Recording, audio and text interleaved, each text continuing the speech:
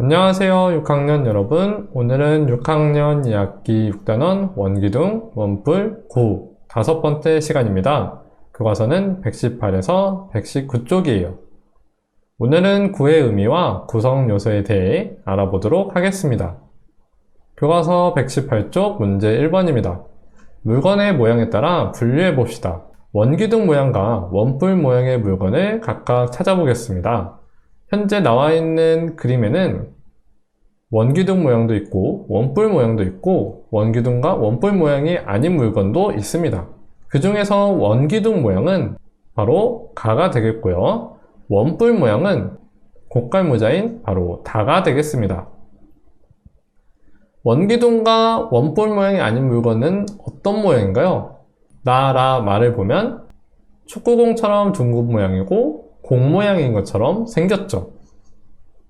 우리 주변에서 비슷한 모양의 물건을 찾아 말해볼까요?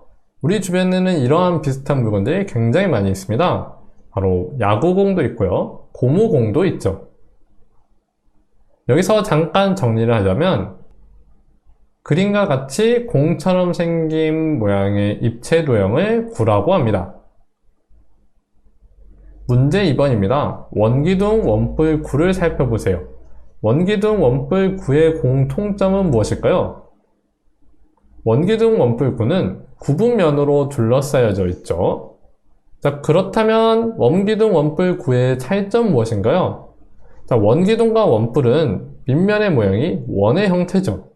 자, 원기둥은 기둥 모양인데 원뿔은 뿔 모양이고 구는 공 모양의 형태를 가지고 있죠.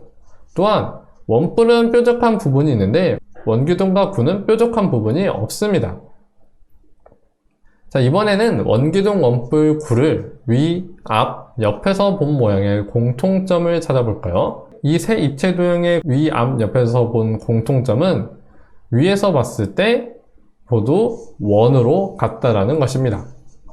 그렇다면 차이점은 무엇일까요?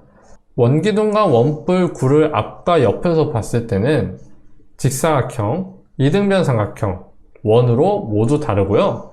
특히 구는 어느 방향에서 보아도 모양이 원으로 항상 같습니다. 자, 그러면 문제 3번을 볼까요? 구 모양을 만지고 분해하여 구의 구성 요소를 알아봅시다. 자, 구 모양을 만지고 돌리면서 찾을 수 있는 특징을 설명해 보세요. 혹시 주변에서 구 형태의 물건이 있다면 영상을 먼저 멈추고 한번 굴려보세요. 모두 다 굴려보았네요. 자, 굴려보았을 때 특징은 어떠한가요? 구는 구분면으로 둘러싸여 있어서 잘 굴러간다는 특징이 있습니다. 자, 그렇다면 이 구 모양을 분해해서 구의 구성 요소를 찾아보겠습니다. 영상을 통해서 확인해 볼까요?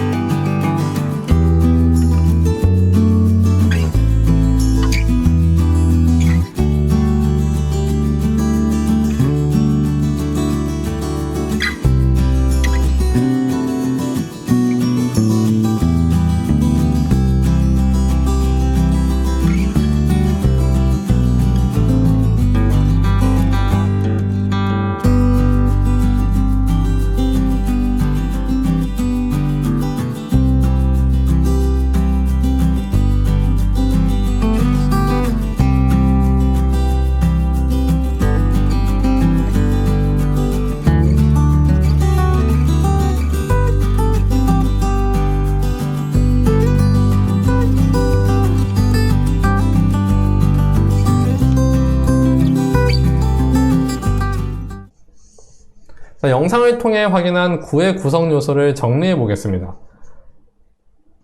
구를 반으로 분해하여 나오는 면의 가장 중간에 있는 부분을 구의 중심이라고 했습니다. 또 구의 중심에서 구의 겉면의 한 점을 이은 선분을 구의 반지름이라고 할 수가 있죠. 또 구의 중심에서 구의 겉면에 있는 어느 점까지 이르는 거리는 모두 같습니다. 그러므로 구의 반지름은 모두 같고 무수히 많죠. 자, 여기서 정리를 하나 하고 넘어가면 구에서 가장 안쪽에 있는 점을 구의 중심이라고 하고요. 구의 중심에서 구의 겉면의 한 점을 이은 선분을 구의 반지름이라고 합니다. 자, 문제 4번을 볼까요? 지름을 기준으로 반원 모양의 종이를 돌리면 어떤 입체 도형이 되는지 알아봅시다. 자, 어떤 입체 도형이 되는지 한번 이야기해 볼까요? 지름을 기준으로 반원 모양의 종이를 돌리면 구가 나옵니다. 자, 그러면 이제 그림을 완성해 볼까요? 그림을 그리는 경우에는 이 축을 중심으로 대칭이 되게 그려주면 됩니다. 자, 그러면 구의 반지름은 얼마인가요? 현재 지름이 4cm니까 이것의 반절인 2cm가 되겠죠.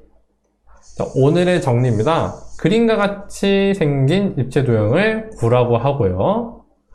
이 구에서 가장 안쪽에 있는 점을 구의 중심, 구의 중심에서 구의 겉면의 한 점을 이은 선분을 구의 반지름이라고 합니다.